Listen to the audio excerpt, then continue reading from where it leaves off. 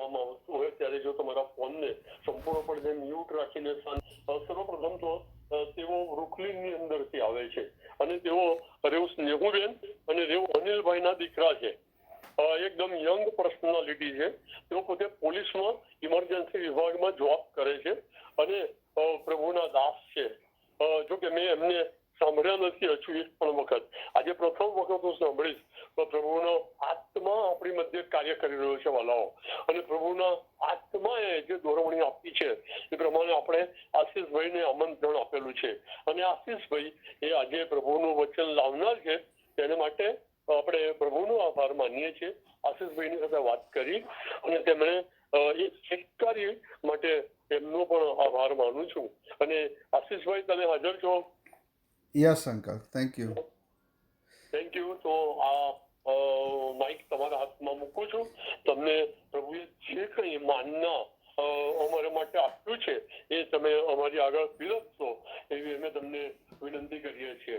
પ્રભુના નામને ધન્યવાદ આપતા માઇક અમે તમારા હાથમાં મૂકીએ છીએ. Thank you very much once again. Thank you uncle, તમારા બહુ શબ્દોને માટે તમે બહુ આભાર.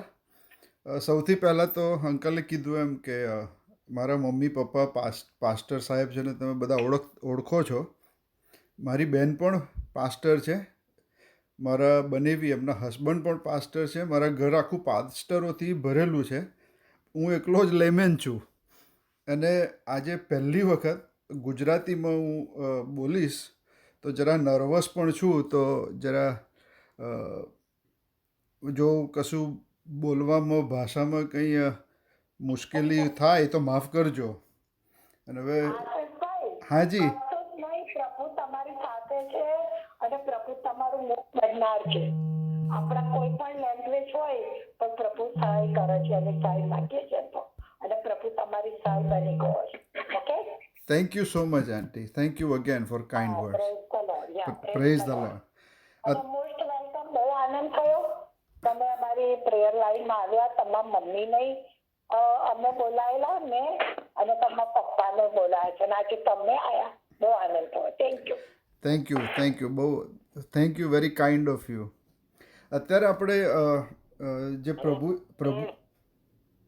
હેલો આશીષભાઈ, મહેન્દ્રભાઈ બોલું છું. Very welcome our desi prayer line. Thank you so much uncle. Thank you so much. Thank you. Anil ફુવાને અમારા સલામ કહેજો. અમારા કોઈ ફુવા થાય છે.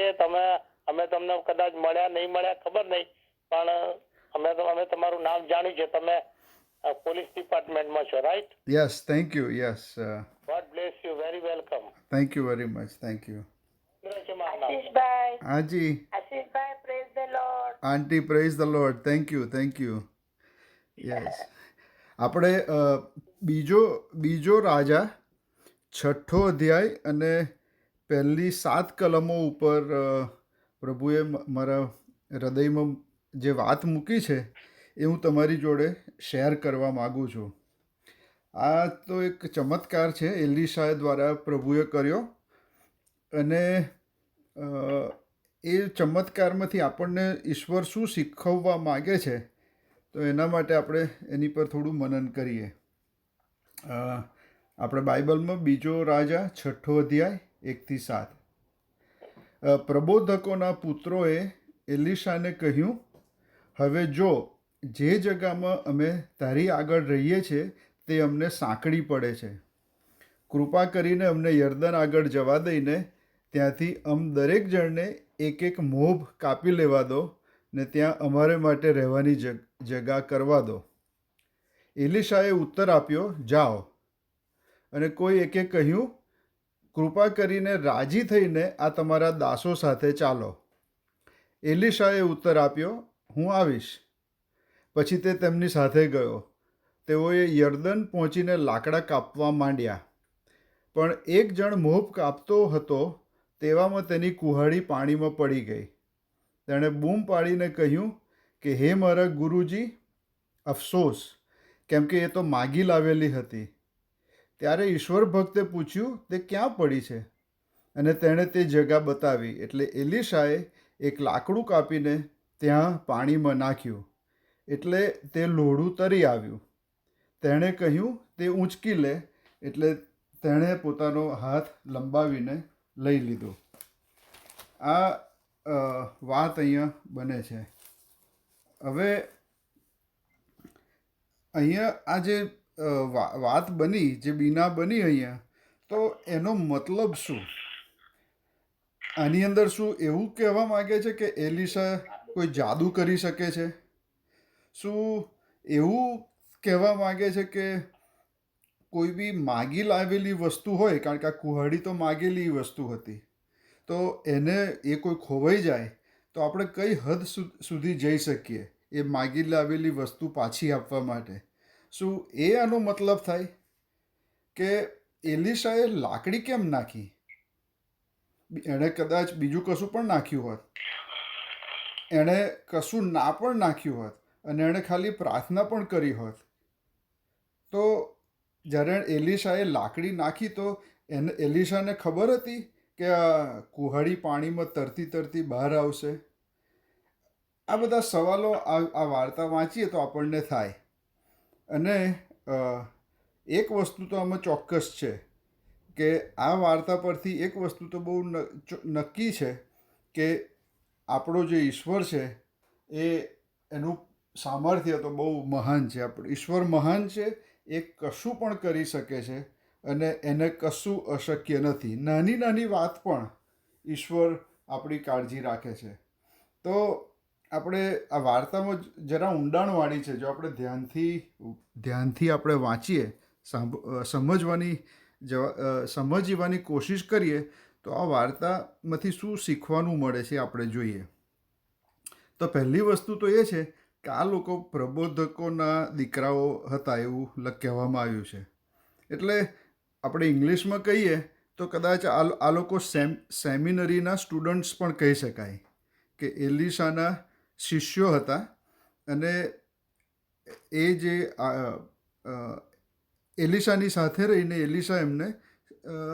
એલિશા એમનો ગુરુ હતો. અને આપણે એવું કહીએ આપણે કે આ સેમિનરી હતી ને એના વિદ્યાર્થીઓ હતા, તો એ સાચી વાત બની શકે છે.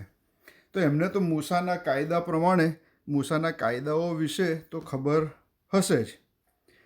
પુનર્નિયમ 19 અને 5, પુનર્નિયમ 19 અને 5 એમાં લખવામાં આવ્યું છે, જેમ કે કોઈ માણસ પોતાના પડોશીની સાથે વનમાં લાકડા કાપવા જાય ને ઝાડ કાપવા માટે કુહાડાનો ટચકો મારતા કુહાડો તેના હાથમાંથી નીકળી જઈને તેના પડોશીની ઉપર પડ્યાથી તેનો જીવ જાય, તો તેવો માણસ એ નગરોમાંના કોઈ એકમાં નાસી જઈને બચી જાય. આઈ એમ શ્યોર કે જ્યારે આ શિષ્યના હાથમાંથી કુહાડી છટકી તો એના મગજમાં એક ખ્યાલ તો જરૂર આવ્યો હશે. પહેલો જ ખ્યાલ એ આવ્યો હશે કે હાશ બચી ગયા. કેમ બચી ગયા? કે આ કુહાડી તો ભલે છટકી પણ કોઈને વાગ્યું નહીં, કે કોઈનો જીવ ગયો નથી. અને જો કોઈનો જીવ ગયો હોત તો મૂસાના કાયદા પ્રમાણે મારી આઈ બની હોત. બરાબર? એટલે એના મગજમાં એવું શક્યતા ચોક્કસ છે કે એને મગજમાં તો આવ્યું જ હશે કે હાશ ઈસુબાપ થેન્ક યુ બચાયા માટે. હવે આની અંદર જ્યારે એલિશાએ લાકડી નાખી તો કુહાડી તરતી આવી. બરાબર? હવે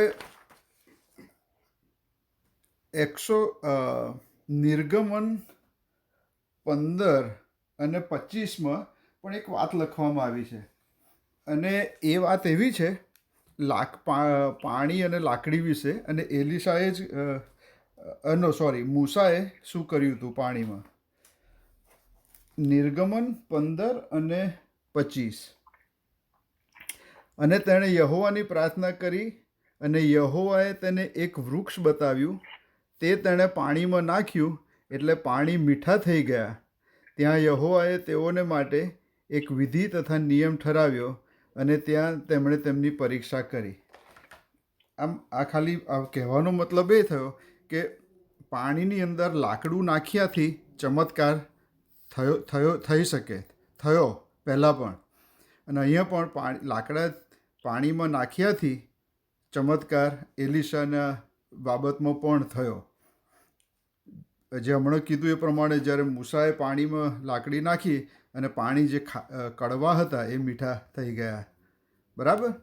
એટલે લાકડું પાણીમાં નાખવું એનો કોઈ મતલબ શું હોઈ શકે, શું નીકળી શકે, એમાં કોઈ એની અગત્યતા છે. નવા કરારમાં આપણે જોઈએ તો લાકડું કે ઝાડનું લાકડું એને આપણે ક્રોસ, આપણો વધસ્તંભ સાથે સરખાવી શકાય કે આપણા પાપ ક્યાં માફ થયા? તો લાકડા ઉપર. જ્યારે લાકડા ઉપર આપણો ઈસુ ખ્રિસ્ત, આપણો પ્રભુ, જ્યારે એણે પોતાનો જીવ આપ્યો વધસ્તંભ ઉપર અને આપણા પાપ માફ થયા. એટલે લાકડાની અગત્યતા, એનું ઇમ્પોર્ટન્સ છે જૂના કરારમાં અને નવા કરારમાં. અને જે કુહાડી જે પડી ગઈ, એ કુહાડી એને જ્યારે બહાર કાઢવામાં આવે છે ત્યારે એના માટે લાકડાની જરૂર પડે છે. આમાં લાકડું અગત્યનું નથી, પણ લાકડાની અગત્યતા, એના દ્વારા ઈશ્વર આપણને શું શીખવે છે એ અગત્યનું છે. હવે આ જે વાર્તા જે છે, આ વાર્તા કહું એનો મતલબ એવો નહીં કે કોઈ ફિક્શનલ સ્ટોરી છે, પણ આ હકીકતમાં બનેલી વાત છે કે જ્યારે લાકડું, આ જે વાત બની એ જ્યારે પ્રબોધકોના દીકરાઓ અને એલિશા વચ્ચે અબાઉટ 7 વખત અલગ અલગ જગ્યાએ વાર્તાલાપ થાય છે. અને પહેલો વાર્તાલાપ બીજો રાજા 2 અધ્યાયની અંદર છે કે જ્યાં એલિયાને ઉપર લઈ લેવામાં આવવાનો હતો ત્યારે આ પ્રબોધકોના દીકરાઓએ એલિશાને કીધું કે હવે એલિયાને ઉપર લઈ લેવામાં આવશે. અને એલિશા તારે બહુ દુઃખી હોય છે ને કહે છે કે ના, મારે કશું મને કહેશો નહીં, મારે જાણવું નથી. એટલે આ પ્રબોધકોના દીકરાઓ અને એલિશા વચ્ચે જે વાર્તાલાપ થતો હોય છે, એની જે સિરીઝ છે એમાં આ વાર્તા છેલ્લી છે. આના પછી આ જે કુહાડી પડી ગઈ અને જ્યારે એલિશા પાણીમાંથી બહાર કાઢે છે, એના પછીથી કોઈ જગ્યાએ એલિશા અને પ્રબોધકોના દીકરાઓ વચ્ચે કશો વાર્તાલાપ થતો નથી. આ છેલ્લી વાત બને છે. અને આ સ્ટોરી જો તમે ધ્યાનથી વાંચો તો અમુક વસ્તુ બતાવી રહી છે. પહેલી વસ્તુ કે એલિશા અને એના જે શિષ્યો છે એની વચ્ચે થોડોક તણાવ કે થોડાક મતભેદો હોઈ શકે. તમે કહેશો કઈ રીતે? તો પહેલી 2 કલમો પ્રબોધકોના પુત્રોએ એલિશાને કહ્યું, 6 અધ્યાય ને પહેલી 2 કલમ, હવે જો જે જગ્યામાં અમે તારી આગળ રહીએ છીએ તે અમને સાંકડી પડે છે, કૃપા કરીને અમને યર્દનની આગળ જવા દો અને દરેક જણને એક મોપ કાપી લેવા દો અને અમારા માટે રહેવા જગ્યા કરવા દો. ત્યારે એલિશાએ ઉત્તર આપ્યો, જાઓ. એલિશાએ એવું ના કીધું કે હું આવું છું, કે કશું આમ પ્રેમથી કશી વાત કશું સમજાવવાનું હોય એવું નથી કર્યું. એલિશાએ ચોખ્ખું જ એમને કીધું, જાઓ. જે હિબ્રુ ભાષામાં શબ્દ લખવામાં આવ્યો છે એના પ્રમાણે એનો મતલબ એવો થાય કે ખાલી એટલું જ નહીં કે તમે જાઓ, પણ તમે જાઓ ને મારે તમારી સાથે આવવું નથી. પછી એલિશાનો જે આ પ્રત્યુત્તર હતો એના પરથી એવું પણ લાગે છે કે તમે જાઓ, એનો મતલબ શું? મારે નથી આવવું તમારી સાથે, તમે જે કરવું એ કરો. જો એલિશા એમની વાતથી ખુશ હોત તો કદાચ એણે કશું વધારે કીધું હોત કે હું પણ આવીશ, કાં તો આપણે અહીંયા જ રહીએ જે અહીંયા છે ત્યાં. પણ નો, એલિશા કહે છે જાઓ. એટલે આમાં આ લોકો વચ્ચે તણાવ હોઈ શકે એવું લાગે છે. પછી તેઓમાંના એકે કીધું કે અમારી સાથે આવો. ત્યારે પછી એલિશાએ કીધું કે હું આવીશ. અને જેણે કીધું, આ હિબ્રુ ભાષામાં એક વર્ડ છે હેકાડ, એનો મતલબ એવો થાય કે જે કહે છે એ જ, તેઓમાંનો એક, બહુ સ્પેસિફિકલી કોણ એમ. અને જેણે કીધું કે મારી સાથે આવો, આગળ તમે વાંચો તો જ્યારે કુહાડી પડી ગઈ તો એનું ઇન્ટરપ્રિટેશન એવું થઈ શકે, એનો મતલબ એવો થઈ શકે કે જેણે એલિશાને કન્વિન્સ કર્યો કે મારી સાથે આવો, તો એની જ કુહાડી કદાચ પડી ગઈ હોય. એટલે આ જે પહેલામાં પહેલી વસ્તુ કે એ લોકો એક જગ્યાએ રહેતા હતા, તો ત્યાંથી એ લોકો યર્દન નદીના કિનારે એમને રહેવાનું મન થયું, ત્યાં બદલવાનું મૂવ થયો. એ લોકોને યર્દન નદીના કિનારે જવું હતું. એનો મતલબ કે એલિશા જ્યાં રહેતો હતો ત્યાં યર્દન નદી નથી. એલિશા રહેતો હતો તો ગિલગાલમાં, અને ગિલગાલ એ તો પર્વતનો એરિયા છે, ત્યાં નદી નથી. પણ આ એલિશાના જે શિષ્યો છે એ લોકોને યર્દન નદીની કાંઠે જવાની ઈચ્છા થઈ. હવે આ બીજો રાજાને 6 અધ્યાયમાં આપણે વાંચ્યું તો એની આગળ બીજો રાજાને 5મો અધ્યાય, એમાં જો આપણે જોઈએ તો એલિશા એક ચમત્કાર કરે છે, અને એ છે યર્દન નદીમાં જ. અને એ શું છે, જ્યારે નામાનને જ્યારે આપણને તો આખી વાત ખબર છે, પણ નામાનને શું કહે છે કે યર્દન નદીમાં 7 વખત ડૂબકી માર. એટલે યર્દન નદી પણ અગત્યની છે. અને આ એલિશાને અને એના શિષ્યોને ખબર છે કે આ યર્દન નદી પણ ત્યાં જ આપણું જો રહેઠાણ બનાવીએ તો કેટલું સુંદર હશે. હવે આ જે એમની રહેવાની જગ્યા હતી એ તો બહુ નાની પડવા લાગી. ચોખ્ખું લખવામાં આવ્યું છે કે આ જગ્યા અમને સાંકડી પડે છે. એટલે જગ્યા નાની હતી, એટલે એ લોકો આ શિષ્યોને તો મોટી જગ્યામાં જવાની ઈચ્છા થઈ. અને જ્યારે આ શિષ્યો લાકડા કાપવા લાગ્યા ત્યારે એક કુહાડી પાણીમાં પડી. એટલે શિષ્યોએ એલિશાની પાસે મદદ માગી કે મારા પ્રભુ, મારા ગુરુ, આ કુહાડી તો માગેલી હતી. હવે માગેલી હતી એ કેમ હોઈ શકે? કદાચ એ પણ દર્શાવે છે કે આ શિષ્યો, આ લોકોને ફાઇનાન્શિયલ સિચ્યુએશન પણ કદાચ એટલી બધી સારી ના હોઈ શકે. આપણે અહીંયા સેમિનરીમાં તમે જોશો, અને અમે હમણાં જ ઇન્ડિયા ગયા તો વાસદ સેમિનરીમાં અમને જવાનો મોકો મળ્યો હતો. હું અને અજય અને અમારા પાસ્ટર ક્લોડ, અમે 3 જણા ગયા હતા, અને બધા વિદ્યાર્થીઓની સાથે મળ્યા, અને અમને એટલું બધું શીખવાનું મળ્યું. અને એક વસ્તુ તો જે ખાસ શીખવાની મળી કે એ લોકો એટલા ગરીબીમાંથી આવે પણ એમનો વિશ્વાસ ઈસુ બાપ પર બહુ સખત, એકદમ અતૂટ વિશ્વાસ કે અમે જે બી હાલતમાં આવીએ છીએ પણ ઈશ્વર અમારી સાથે છે, ઈશ્વર અમારું પૂરું પાડશે. અને એમને કોઈ જાતની આશા નહીં કે ભાઈ તમે અમને આવું આપો ને તેવું આપો. એટલા ખુશ લોકો હતા. હું જે વાસદની વાત કરું છું સેમિનરીની, તો આઈ કેન રિલેટ, કે સમજી શકાય કે આ વિદ્યાર્થીઓ પણ એમની ફાઇનાન્શિયલ સિચ્યુએશન, એમનું જે ફેમિલી બેકગ્રાઉન્ડ એ કંઈ એટલું બધું પૈસાવાળું કે એવું કદાચ ના પણ હોઈ શકે. અને એ લોકો પોતે મહેનત કરીને પોતાના હાથેથી એમનું જે નવું રહેઠાણ બનાવવું હતું એ પોતે મહેનત કરીને બનાવવાની કોશિશ કરી, બનાવવાનું ચાલુ કર્યું. એટલે આ જે શિષ્યો છે એના રહેઠાણ વિશે ભલે થોડા અસંતોષી હતા જ્યાં રહેતા હતા ત્યાં.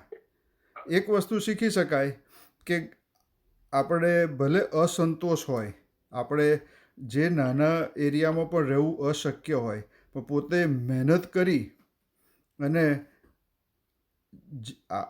યર્દન નદીની આગળ રહેવું હોય તો રહી શકાય.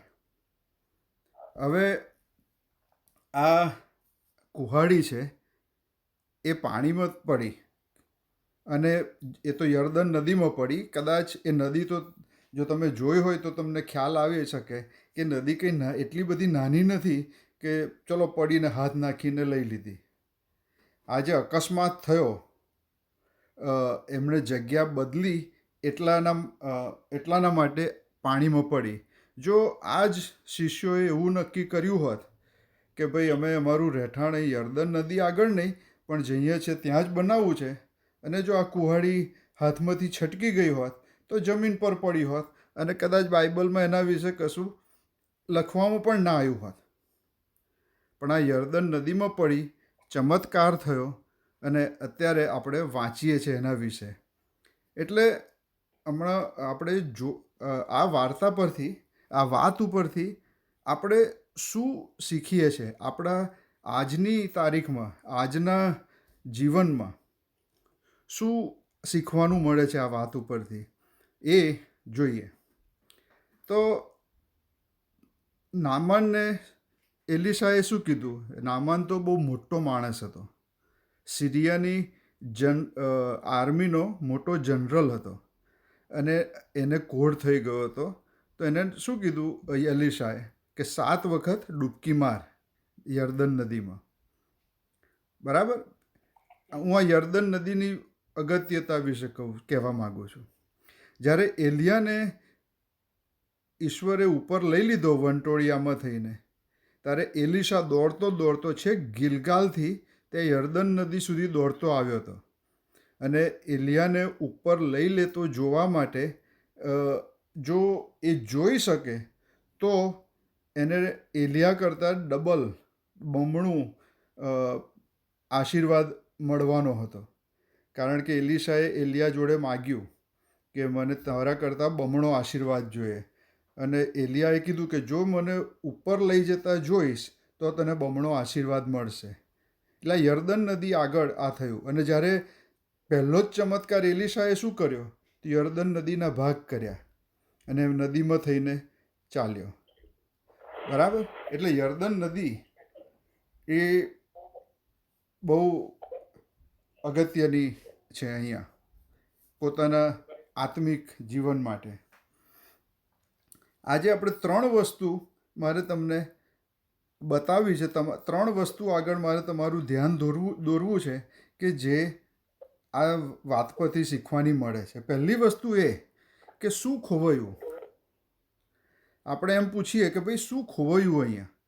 તો શું ખોવાયું? કટિંગ એજ, કે જેને ધાર કહેવામાં આવે છે.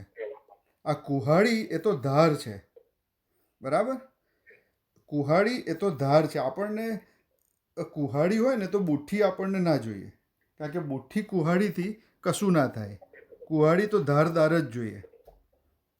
શું ખોવાયું? તો ધાર ખોવાઈ. જ્યારે આ સેમિનરીના સ્ટુડન્ટ એમના હાથમાંથી જ્યારે કુહાડી ગઈ તો એણે સૌથી પહેલું તો એની ધાર ખોઈ દીધી.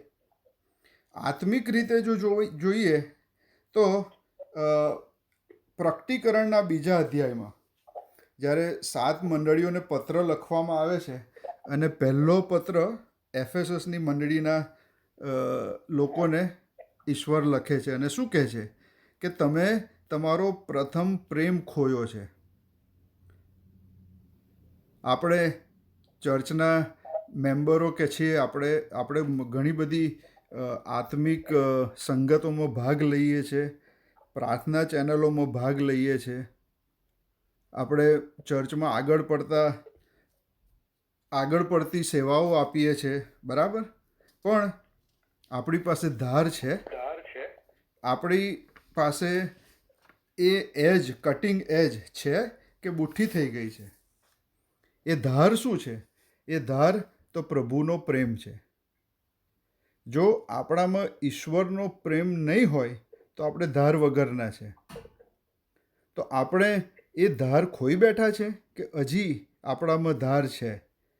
યોહાન 14 અને 23 એમાં ઈસુએ ખાસ કહ્યું છે કે જે લોકો મારી પર પ્રેમ કરે છે અને મારું સાંભળે છે, પિતા એમને પણ પ્રેમ કરે છે અને હું તેમની સાથે છું અને તે મારી સાથે છે. બરાબર?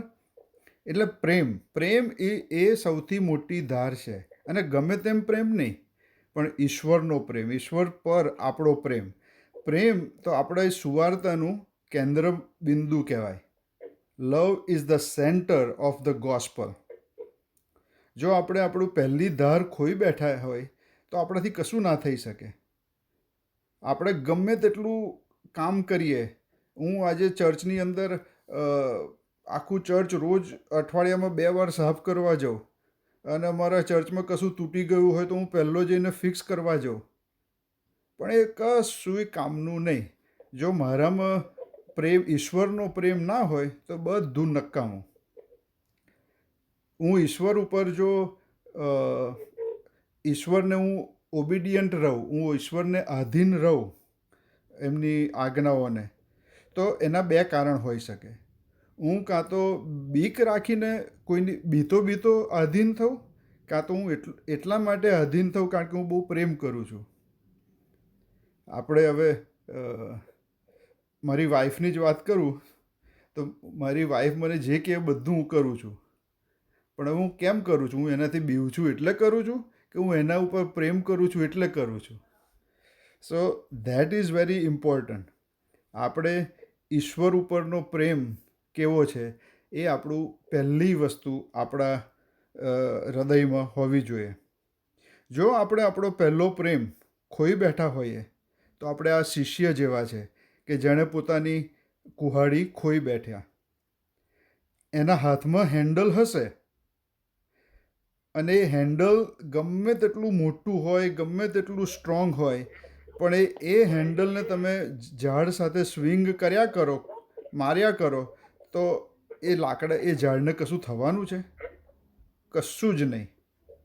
ગમે તેટલી મહેનત કરીએ, આપણે હ્યુમન એફર્ટ ગમે તેટલી મૂકીએ, પણ ઈશ્વરની આજ્ઞા આપણે કદી પાડી શકીએ નહીં. ઈશ્વરની એમનું જે આપણા માટે એમણે જે નક્કી કર્યું છે, ઈશ્વરની ઈચ્છા જે આપણા માટે છે, આપણે કદી એને પૂરી કરી શકીએ નહીં જો આપણામાં ઈશ્વરનો પ્રેમ ના હોય તો. તો તમને કદી એવું લાગ્યું છે કે હું મારી ધાર ખોઈ બેઠો છું કે ખોઈ બેઠી છું? શું તમને એવું લાગે છે કે મારે ઈસુ માટે બહુ બધું કામ કરવું છે, પણ મારાથી કશું થઈ શકતું જ નથી? એવું તમને કદી લાગ્યું છે? એવું તમે કદી એવા પ્રસંગોમાંથી પસાર થયા છો કે તમારા પાસેથી જે આશા રાખવામાં આવી છે એ તમે કરી જ નથી શકતા, ખાલી તમે કરવા ખાતર કરી રહ્યા છો? તમારા મિત્રોને, તમારા કુટુંબીજનોને, તમારા પડોશીઓને, તમારે બધાને, આજુબાજુના લોકોને તમારે ઈશ્વર વિશે કહેવું છે, તમારી બહુ ઈચ્છા છે, પણ તમે નથી કહી શકતા. તમે કહેવા જાઓ છો તો એ જાણે કરવા ખાતર કરી રહ્યા છો એવું તમને લાગે છે? તો હા, એનો ઉપાય છે. એનો ઉપાય એ નથી કે આપણે વધારે મહેનત કરીએ, પણ એનો ઉપાય એક જ છે કે ઈશ્વરનો પ્રેમ આપણા હૃદયમાં આવે. જ્યારે આ હેન્ડલ હતું, કુહાડીનું જે હાથો હતો, એ જ્યારે કુહાડીનું જે લોખંડનો ભાગ જ્યારે મિસ થયો ત્યારે એકદમ નકામો બની ગયો. એ જ રીતે ઈશ્વરનો પ્રેમ જો તમારામાંથી દૂર થઈ ગયો હોય તો તમે કશું કરી શકવાના નથી. ગમે તેટલા જોરથી તમે ઝાડને મારવા જશો કે કાપવા જશો તો કોઈ અસર થઈ શકવાની નથી. એટલે પહેલી વસ્તુ કે ઈશ્વરનો પ્રેમ આપણા જીવનમાં પાછો લાવવો જોઈએ. બીજી વસ્તુ કે આ કેવી રીતે ખોવાયું? આ કુહાડી ખોવાઈ કેવી રીતે? હવે આપણને બધાને ખબર છે કે કુહાડીથી આપણે લાકડાને એટલે ઝાડને મારવી હોય, હેન્ડલમાં હોય, હેન્ડલ આપણા હાથમાં હોય, સરસ હોય, અને એ કુહાડી એકદમ ધારદાર છે, એકદમ પરફેક્ટ કન્ડિશનમાં, તો તમે ઝાડને જો મારો ને તો એક ઝાટકામાં એ કુહાડી ના ખોવાય.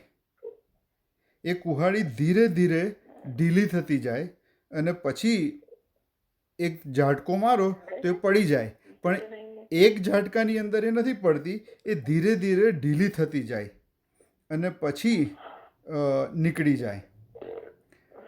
હવે જો તમે આ કુહાડી જ્યારે નીકળી ગઈ ત્યારે તમને ખબર પડે છે કે ઓ બોય, આ તો કુહાડી ગઈ. અને એ જ રીતે આપણા જીવનમાં પણ આમ જ બનતું હોય છે કે આપણે ઈશ્વરનો પ્રેમ જો આપણામાં હોય અને આપણે ઈશ્વરના આત્માથી ભરપૂર હોઈએ તો એક ઝાટકામાં એ બધું આપણે જીવનમાંથી નથી નીકળી જતું, પણ ધીરે ધીરે નીકળી જાય. કેવી રીતે નીકળી જાય? કે આપણે ગોસિપ, કોઈના વિશે પેલી કૂથલી કરીએ, કોઈના વાતો કરીએ. આપણે ચલો પ્રાર્થનાની મીટિંગ પતી ગઈ ને પછી હવે ચલો હું કોઈકને ફોન કરું અને કહું કલા જો ને હમણાં તો કેવું ભાષણ આપ્યું, આ તો જો ને કેવું બરાબર નહીં બોલતા, અમને તો ગુજરાતી બોલતાય નહીં આવડતું. એવી ગોસિપ એક વખત ચાલુ કરું, પછી ધીરે ધીરે જો ને અમારા પાદરી સાહેબ જરાય સાંભળતા નથી, જો ને આ અમારા કાકા મામા કોઈ પણ ગોસિપ ધીરે ધીરે શરૂઆતમાં તો આપણને બહુ મજા આવે કે હા, અને શરૂઆતમાં તો ખબર ના પડે કે આપણે એ ખોટું કરી રહ્યા છે. બીજી વસ્તુ, અને હું કોઈને ઉપર વાત નથી કરતો, પણ આ તો ઈશ્વરે મારી પર મૂક્યું છે એટલે કહું છું કે આપણે બેનિફિટ લેવા બધા જઈએ છીએ, પણ કેટલી વાર આપણે ચીટિંગ કરીએ છીએ, કેટલી વાર ખોટું બોલીએ છીએ બેનિફિટ લેવા માટે. શરૂઆતમાં આપણને કદાચ એમ થાય પહેલી વાર, ઓ બોય આવું મારે ના કરવું જોઈએ, પણ આ બધાય કરે છે, કરો ને. પણ ઈશ્વરને બધી ખબર છે, રાઈટ? અને ધીરે ધીરે પછી એક જૂઠ્ઠું બોલતા બીજું જૂઠ્ઠું, ને પછી આપણે જૂઠ્ઠામાં એટલા મશગુલ થઈ જઈએ છીએ કે આપણને જૂઠ્ઠું બોલવું એ જૂઠ્ઠું લાગતું જ નથી, કે ખોટું લાગતું જ નથી. આપણે કેટલી વખત ચલો આજે આ તો હવે નવું વર્ષ ચાલુ થયું એટલે ઘણાએ કદાચ ન્યૂ યર્સ રેઝોલ્યુશન કર્યું પણ હોય કે હવે તો હું રોજ બાઇબલ વાંચીશ, હું દિવસમાં 5 અધ્યાય વાંચીશ, હું દિવસમાં 1 કલાક પ્રાર્થના કરીશ. પછી ધીરે ધીરે ચલો ને આજે તો મારે ફેમિલી ગેધરિંગ હતું એટલે આજે નહીં થઈ, સારું ચલો ને કાલે, એમ ધીરે ધીરે કરતાં ઓછું થતું જાય અને પછી ધીરે ધીરે બંધ પણ થઈ જાય. ચર્ચમાં ચલો ને આજે તો નહીં જવું, આજે મારે ટીવી પર સરસ સિરિયલ આવે છે, આ તો બહુ કોઈ બી કારણ હોય ચર્ચમાં નથી જવું, પ્રેયર ટાઈમમાં નથી જવું. એમ શરૂઆતમાં આપણને કદાચ પહેલી વખત આપણું ગિલ્ટી ફિલિંગ થાય, પણ પછી ધીરે ધીરે એ પ્રેમ, ધીરે ધીરે ઈશ્વરનો પ્રેમ આપણામાંથી ધીરે ધીરે દૂર થતો જાય છે. અને ઘણી વખત તો આપણે એટલા બિઝી થઈ જઈએ છીએ કે આપણને ખબર જ નથી પડતી કે આ કુહાડીનું હેન્ડલ લૂઝ કામ કરે છે કે આ કુહાડી છે કે નહીં. આપણી ડેઈલી જે રિસ્પોન્સિબિલિટી હોય કે આપણી જે આપણને એન્ટરટેનમેન્ટ આપણા માટે હોય, ટીવી જોવું, મૂવી જોવું કે બહાર જમવા જવું મિત્રો સાથે, એની અંદર ધીરે ધીરે આપણે બધું એને એટલું અગત્યતા આપીએ છીએ કે ઈશ્વરની અગત્યતા આપણામાંથી દૂર થતી જાય છે. અને એસ્પેશિયલી જ્યારે આપણે જિંદગીમાં સારી વસ્તુઓ થતી હોય, જ્યારે ઈશ્વર આપણને લાગે કે ઈશ્વર આપણને બહુ આશીર્વાદ મૂક્યા છે, આપણા જીવનમાં બહુ આશીર્વાદો આપ્યા છે, ત્યારે તો બહુ ઇઝી છે કે આ ઈશ્વરને ભૂલી જાઓ. જ્યારે વાત બગડવા માંડે અને ખરાબ વસ્તુ આપણા જીવનમાં આવે ત્યારે પણ ઘણીવાર આપણે આપણા પ્રોબ્લેમની અંદર એટલા બધા મશગુલ થઈ જઈએ છીએ કે એક જ માણસ કે જે આપણો પ્રોબ્લેમ સોલ્વર છે એને જ આપણે મળવાનું ભૂલી જઈએ છીએ, પ્રાર્થના કરવાનું, ઈશ્વર પાસે જવાનું. આપણે ઘણીવાર એમ સમજીએ કે ભાઈ આ તો મારાથી સોલ્વ થઈ જશે, પ્રાર્થનાની કોઈ જરૂર નથી. અને જ્યારે આપણે એવા ખોટા વિચારોમાં ફસાઈએ ત્યારે ઓલ ઓફ અ સડન એકાએક આપણને રિયલાઇઝ થાય કે ઓ માય ગોડ, આ પ્રોબ્લેમ તો એટલો મોટો છે, આ પ્રોબ્લેમ તો બહુ મોટો છે, મારાથી થઈ શકે નહીં. ને પછી આપણને એકદમ હોપલેસ જેવું ફીલ લાગે કે કોઈ આશા જ નથી રહી. આપણે આપણો પોતાનો પ્રથમ પ્રેમ કે જે ઈશ્વર એને આપણે ગુમાવી બેઠા છે. હવે ત્રીજી વાત આમાંથી શીખવાની મળે કે કેવી રીતે પાછું મેળવી શકીએ. અને આનો જવાબ આપણને આ વાર્તામાં મળે છે. જ્યારે આપણી ધાર આપણે ગુમાવી બેસીએ, આજે શિષ્યએ ગુમાવી, એલિશાનો જે શિષ્ય પ્રબોધકોના દીકરાઓમાંનો એક, કે જેણે પોતાની ધાર પોતાની ગુમાવી, ત્યારે એણે 3 વસ્તુ કરી. પહેલી વસ્તુ કે એણે સ્વીકાર કર્યો કે આઈ હેવ લોસ્ટ ઇટ, મેં ગુમાવી દીધું છે. એણે સ્વીકાર કર્યો કે એણે એની ધાર ગુમાવી દીધી છે. જો તમને રિયલાઇઝ થાય તો તમારે પહેલી જ વસ્તુ તમારે એ કરવી પડે કે સ્વીકારવું પડે કે મેં મારો પ્રથમ પ્રેમ ગુમાવી દીધો છે. બીજી વસ્તુ યાદ રાખવું કે એ મારી પોતાની નથી, એ તો માગેલી છે. જે ઈશ્વર પરનો જે પ્રેમ છે એ મારા પોતાનામાંથી નથી આવતો, એ તો ઈશ્વરનો પ્રેમ ઈશ્વરે આપણને આપ્યો છે. એ તો ઈશ્વરનો પ્રેમ છે. એ યાદ રાખો કે એ તો ઈશ્વર તરફથી આવે છે, મારું પોતાનામાંથી નહીં. અને ત્રીજી વસ્તુ કે જ્યાંથી આપણે એ વસ્તુ ગુમાવી હોય ત્યાં જવું પડે. એલિશાએ શિષ્યને પૂછ્યું કે ક્યાં કુહાડી પડી, ત્યારે આ શિષ્ય એને એ જગ્યાએ લઈ ગયો. પ્રકટીકરણમાં એફેસસના ચર્ચને જ્યારે ઈશ્વરે લખ્યું કે તમે તમારો પ્રથમ પ્રેમ ગુમાવી બેઠા છો, ત્યારે એ ચર્ચની હાલત શું હતી? તો એ લોકો બધું જ કામ સારું કરતા હતા. એ બધું જે કામ કરવાનું હોય તો ચાલતું હતું જ, પણ એ લોકો એમનું સામર્થ્ય ગુમાવી બેઠા હતા, એમની ધાર ગુમાવી બેઠા હતા. અને જેમ આગળ વાંચીએ છીએ એમ છેલ્લું ચર્ચ લાઓદિકીયાની મંડળીને ઈશ્વરે બહુ કડક ચેતવણી આપી. શું કીધું ઈશ્વરે? કે હું તમારા કામ જાણું છું, તમે ઠંડા પણ નથી ને ગરમ પણ નથી. આઈ વિશ કે તમે બેમાંથી એક હોય, પણ તમે તો હુંફાળા છો, ના તો ગરમ ના તો ઠંડા, અને હું તમને મારા મોઢામાંથી થૂકી નાખીશ. It was a very stern warning, એકદમ કડક ચેતવણી. કારણ કે આ લોકો લાઓદિકીયાની મંડળીના લોકો હુંફાળા હતા. એ લોકોએ એમનો પહેલો પ્રેમ ગુમાવી બેઠા હતા.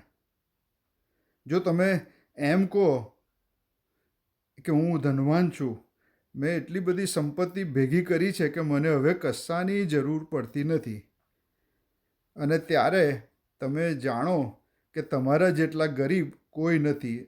પ્રકટીકરણ 3 અધ્યાય 15-17 કલમ ઈશ્વર બહુ સખત કહે છે આપણને.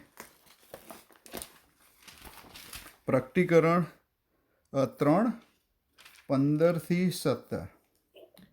તારા કામ હું જાણું છું કે તું ટાળો નથી તેમ ઊનો પણ નથી. તું ટાળો અથવા ઊનો થાય એમ હું ચાહું છું, પણ તું હુંફાળો છે એટલે ઊનો નથી તેમ ટાળો પણ નથી, માટે હું તને મારા મોંમાંથી થૂકી નાખીશ. તું કહે છે કે હું ધનવાન છું, મેં સંપત્તિ મેળવી છે અને મને કશાની ગરજ નથી, પણ તું જાણતો નથી કે તું કંગાળ, બેહાલ, દરિદ્રી, આંધળો તથા નગ્ન છે. એ માટે હું તને એવી સલાહ આપું છું કે તું ધનવાન થાય. માટે અગ્નિથી શુદ્ધ કરેલું સોનું મારી પાસેથી વેચાતું લે, અને તું વસ્ત્ર પહેરે ને તારી નગ્નતાની શરમ પ્રગટ ન થાય, માટે ઉજળા વસ્ત્ર વેચાતા લે, અને તું દેખતો થાય માટે અંજન વેચાતું લઈને તારી આંખોમાં આંચ. હું જેટલા પર પ્રેમ રાખું છું તે સર્વને ઠપકો આપું છું તથા શિક્ષા કરું છું.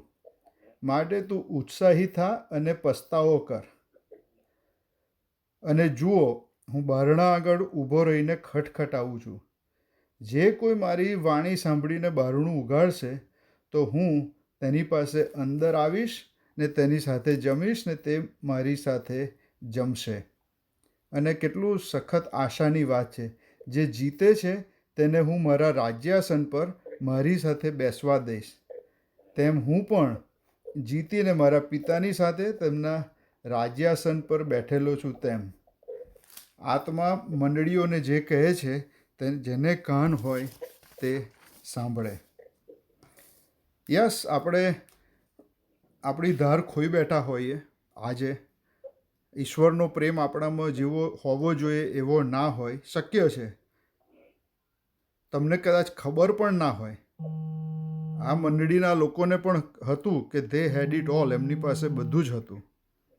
પણ જો તમને એમ લાગે કે મારી પાસે બધું જ છે, તો એ તમારું પહેલું જ કારણ સમજો, એ પહેલી નિશાની છે કે તમે ગુમાવી બેઠા છો. આપણે બે પ્રશ્નો આપણી જાતને પૂછીએ. પહેલો પ્રશ્ન કે ઈશ્વર સાથેના સંબંધમાં હું વધી રહ્યો છું કે વધી રહી છું? હું ઈશ્વર સાથેના સંબંધમાં વધી રહ્યો છું કે વધી રહી છું? આપણને ખબર છે કે જે માણસમાં જીવન હોય, જે જીવતું માણસ હોય, એ લોકો જ વધે. બરાબર? Dead people don't grow, only people who live, who are alive. જેમનામાં જીવન છે એ જ વધી શકે. તો જો તમે ઈશ્વર સાથેના સંબંધમાં નથી વધી રહ્યા, તો તમે આત્મિક રીતે મરેલા છો. એ સત્ય વાત છે. અને બીજો સવાલ કે શું હું આત્મિક ફળ આપી રહ્યો છું? ગલાતી 5:22-23 આપણને ખબર છે, પવિત્ર આત્માનું ફળ. રાઈટ? પ્રેમ, આનંદ, શાંતિ, ધીરજ. ધીરજ ઉપર જરાક ધીરજ રાખવી બહુ અઘરી પડે છે. રાઈટ? પણ જો આપણે આપણામાં ઈશ્વરનો પ્રેમ હોય, તો આપણા દ્વારા ઈશ્વરનું ફળ લોકો જોઈ શકે. આપણા દ્વારા લોકો ઈશ્વરને જોઈ શકે. જસ્ટ યાદ રાખો કે ઈશ્વર આપણી સાથે હંમેશા છે. ઈશ્વર આપણને કદી મજબૂર કરતા નથી. એ આપણને કદી ફોર્સ નહીં કરે કે મારી પાસે આવો. પણ આપણે ઈશ્વર પાસે જો આપણે જઈશું તો એ આપણી સાથે હંમેશા છે. ઈશ્વર હંમેશા આપણને મદદ કરે છે. ઈશ્વર લાઓદિકીયાની મંડળીમાં હમણાં આપણે વાંચ્યું એ પ્રમાણે કીધું કે પસ્તાવો કરો. હું અહીંયા બારણા આગળ ઊભો છું અને ઠોકું છું, અને જે કોઈ મારી વાણી સાંભળશે અને બારણું ખોલશે તો હું અંદર આવીને તેમની સાથે જમીશ. કેટલું મહાન આશા!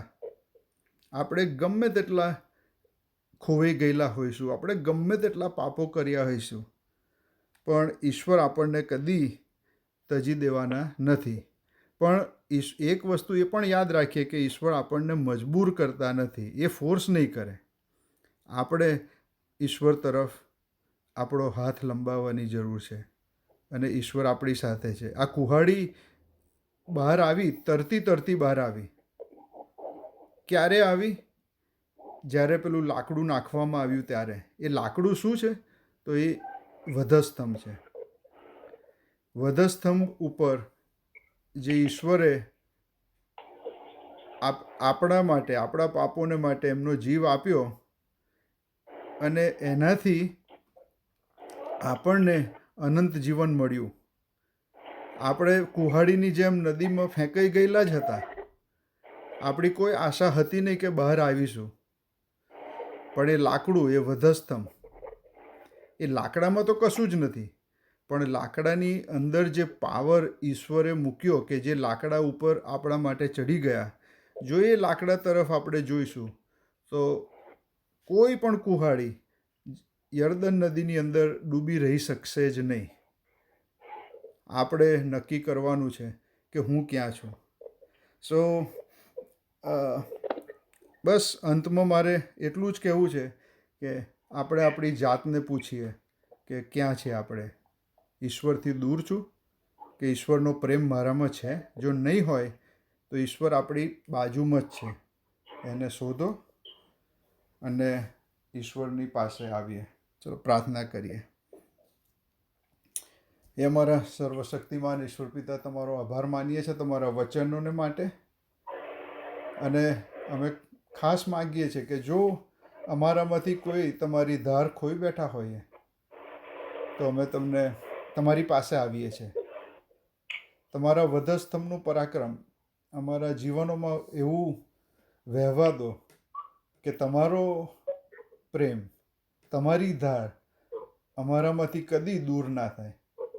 અને જે તમે અમારા માટે નક્કી કર્યું છે, જે પ્લાન તમે અમારા જીવન માટે કર્યો છે, એ જ્યાં સુધી અમે આ દુનિયા ઉપર છીએ, અમે તમારી પાસે આવીએ કે તમે અમને લેવા આવો, ત્યાં સુધી તમારો મહિમા અમારા જીવન દ્વારા પ્રગટાવતા રહીએ એવી તમારી પાસે પ્રાર્થના કરીએ છીએ. મારી ટૂંકી વિનંતી સાંભળો, સ્વીકાર કરો. આમેન. આમીન, આમીન, આમીન. સારું, થેન્ક યુ વેરી મચ આશીષભાઈ.